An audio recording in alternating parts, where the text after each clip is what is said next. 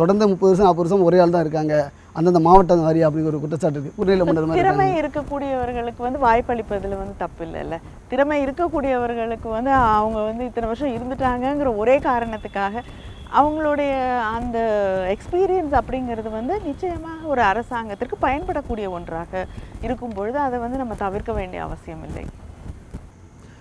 விவசாயத்துக்கு எந்த மாதிரி முக்கியத்துவம் கொடுக்க போகிறது இந்த அடுத்ததில் பட்ஜெட்டில் குறிப்பிட்டிருக்கீங்களா? அதில் அதுதான் நான் வந்து தேர்தல் அறிக்கையில் ஆமாங்க, நான் சொல்லியிருக்கேன் உங்களுக்கு விவசாயத்திற்கு என்று தனியாக ஒரு பட்ஜெட்டே வந்து வைக்கப்படும் அப்படின்னு சொல்லியிருக்கோம். விவசாயிகளுக்கு கடன் தள்ளுபடி, அது மட்டும் இல்லாமல் இப்போ வந்து உழவர் சந்தைகளை வந்து இன்றைக்கி மக்களிடம் எடுத்து கொண்டு போக போகிறோம். வந்து மொபைல் வெஹிக்கிள்ஸ் பயன்படுத்தி அதை மக்கள்கிட்ட கொண்டு போக போகிறோம். அது மட்டும் இல்லாமல் இயற்கை வேளாண்மைக்கு முக்கியத்துவம் அளிக்கப்படும். அப்போ பல இடங்களில் வந்து கூட்டுறவு முறையிலே வந்து விவசாய உபகரணங்கள் அளிக்கப்படும். அதை வந்து அந்த கூட்டுறவு இதில் இணைந்து பணியாற்றக்கூடிய இளைஞர்கள் அவங்களுக்கு வந்து அதை வாங்குவதற்கான உதவிகள் செய்யப்படும், அந்த உபகரணங்களை வாங்குவதற்கு உதவி செய்யப்படும். இப்படி பல விஷயங்களில் வந்து பல இப்போ வந்து நம்மாழ்வார் பெயரில் வந்து ஒரு ஆய்வு கூடம் அமைக்கப்படும். இப்படி வந்து பல விஷயங்கள் ஒவ்வொரு மாவட்டத்திலையும் வந்து இப்போ மண் பரிசோதனை செய்யக்கூடிய அந்த சோதனை சாலைகள் அமைக்கப்படும்.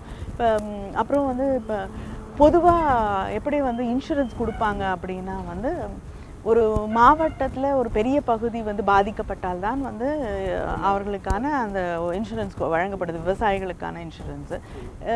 எங்களுடைய தேர்தல் அறிக்கையில் நாங்கள் வந்து ஒரு நிலம் ஒரு விவசாயியோட நிலம் பாதிக்கப்பட்டால் கூட அதற்கு வந்து அந்த காப்பீட்டு திட்டத்தின் வழியாக இழப்பீடு வழங்கப்படும் அப்படின்றதையும் அறிவிச்சிருக்கோம். இப்படி வந்து விவசாயிகளை பாதுகாக்கக்கூடிய ஒரு தேர்தல் அறிக்கையாகத்தான், அவர்களுக்கு முக்கியத்துவம் தரக்கூடிய தேர்தல் அறிக்கையாக தான் இருக்கு.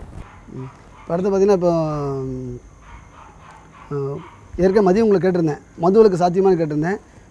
அதாவது இந்த மக்கள் நல கூட்டணி சார்பில் என்ன வைக்கிறாங்கன்னா, அதிமுக திமுக ரெண்டு கட்சியில் உள்ள நிர்வாகிகளே மதுபான ஆலை நடத்துகிறாங்க, அவங்க இந்த 2 கட்சியுமே எப்படி கொண்டு வர முடியும்? திமுகவில் வந்து தெளிவாக சொல்லியாச்சு. இப்போ முதல்ல தலைவர் வந்து அறிக்கை கொடுத்த பொழுதே மதுவிலக்கு கொண்டு வரப்படும் போது அத்தனை பேரும் வந்து ஆலைகளை மூடிவிடுவேன் அப்படின்னு தெளிவாக சொல்லிட்டாங்க. அதுக்கப்புறம் திரும்ப வந்து அதை கேள்விக்குறியாக்குவது வந்து அரசியல் அப்படின்னு தான் சொல்ல முடியும். இப்போ நீங்களும் கடந்த சில மாதங்களாகவே சுற்றுப்பயணம் நிறைய போயிட்டு வரீங்க, மக்கள் மத்தியில் எந்த மாதிரி ஒரு மாற்றம் இருக்குது, நீங்கள் எப்படி பார்த்துருக்கீங்க? இந்த ஆட்சி வந்து ஒரு செயல்படாத ஆட்சி. மக்களுடைய போராட்டங்களுக்கோ மக்களுடைய கோரிக்கைகளுக்கோ எந்த நேரத்துலையும் அவங்க செவிமடுத்ததில்லை. அரசு ஊழியர்கள் போராட்டமாக இருக்கட்டும், ஆசிரியர்கள் போராட்டமாக இருக்கட்டும், எந்த மாற்றுத்திறனாளிகள் போராட்டமாக இருக்கட்டும், எதுக்குமே வந்து அவங்க வந்து சரியான பதிலையோ அந்த போராட்டத்தை அவர்கள் கண்டுகொண்ட இது கூட கிடையாது. விவசாயிகள் தொடர்ந்து போராடி கொண்டு இருக்கிறார்கள், அதை பற்றி அவங்க எந்த கவனத்தையும் அந்த பக்கம் செலுத்தவில்லை. காவிரி தாயின்னு சொன்னாங்க, ஒரு டிராக்டருக்காக அந்த கடனை கட்ட முடியாமல் ஒரு விவசாயி வந்து அடிக்கிறாங்க, துன்புறுத்துறாங்க. இப்படி பல இடங்களில் வந்து சட்டம் ஒழுங்கு அப்படிங்கிறது இல்லவே இல்லை. விலைவாசி கட்டுக்கடங்காமல் ஏறிக்கொண்டே இருக்கிறது. அரசாங்கமே பால் விலையை, பஸ் கட்டணத்தை, மின்சார கட்டணத்தை ஏற்றுது. தொழிற்சாலைகள் எந்த ஒரு புது தொழிற்சாலையும் இந்த 5 ஆண்டுகளிலே தமிழகத்தில் தொடங்கப்படவில்லை.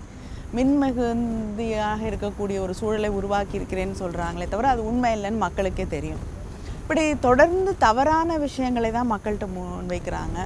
எல்லா விதங்களிலும் தமிழ்நாடு வந்து பின்னோக்கி போய்கொண்டே இருக்கிறது. தொழில் வளர்ச்சியாக இருக்கட்டும், கல்வியாக இருக்கட்டும், எல்லா விஷயங்கள்லையுமே வந்து அது சரிந்து கொண்டே தான் வருகிறது. அப்படிப்பட்ட ஒரு சூழலை மக்கள் வந்து நிச்சயமாக இந்த அரசாங்கம் போக வேண்டும், இந்த அதிமுக ஆட்சி அகற்றப்பட வேண்டும் அப்படிங்கிறது தெளிவாக இருக்காங்க.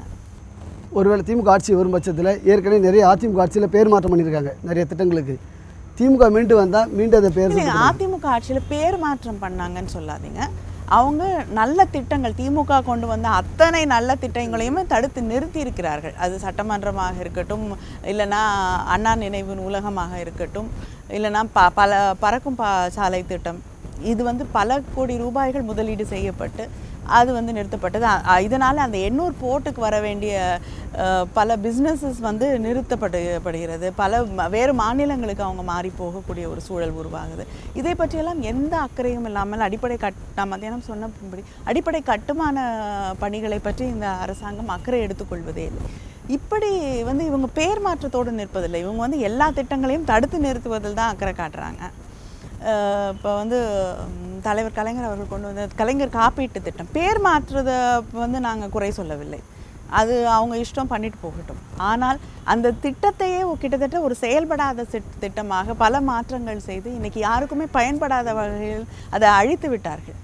அதுதான் வந்து நம்ம அவங்க மேலே வைக்கக்கூடிய குற்றச்சாட்டு. ஆனால் இது திமுக என்றைக்குமே செய்ததில்லை. அவங்க கொண்டு வந்த எந்த திட்டமுமே அது நல்ல திட்டமாக இருக்கும்போது நாங்கள் வந்து அதை வந்து தடுத்து நிறுத்தினதே கிடையாது. ஏன் சத்துணவு திட்டத்தை எடுத்துக்கோங்க. அவர் வந்து பெருந்தலைவர் காமராஜர் அவர்கள் கொண்டு வந்தது. அது காங்கிரஸ் அப்பொழுது காங்கிரஸை வீழ்த்தி விட்டு தான் திமுக என்றது ஆட்சிக்கு வருகிறது. நாங்கள் அதை நிறுத்தலை. அதுக்கப்புறம் வந்து எம்ஜிஆர் அவர்கள் அதை வந்து விரிவுபடுத்தினார்கள்.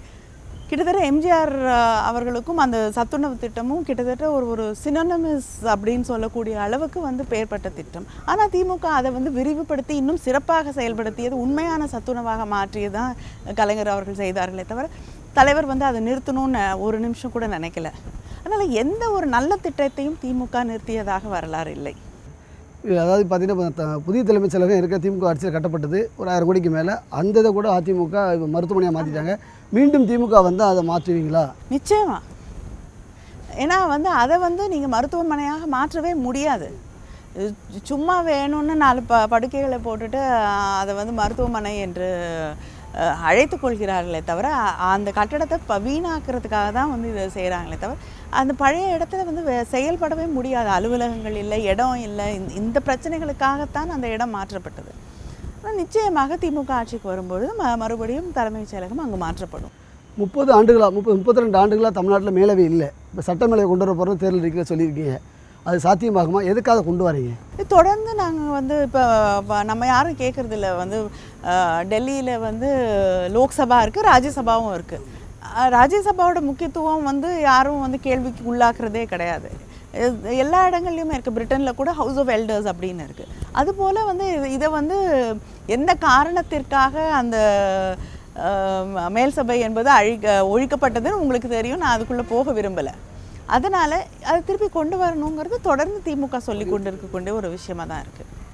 அதை கொண்டு வர மூலமாக ஏதாவது தேர்தலில் போட்டியிடாங்க வாய்ப்பு இல்லாதவங்களுக்கு அது இடம் கிடைக்க வாய்ப்பு இருக்கா? இல்லைங்க.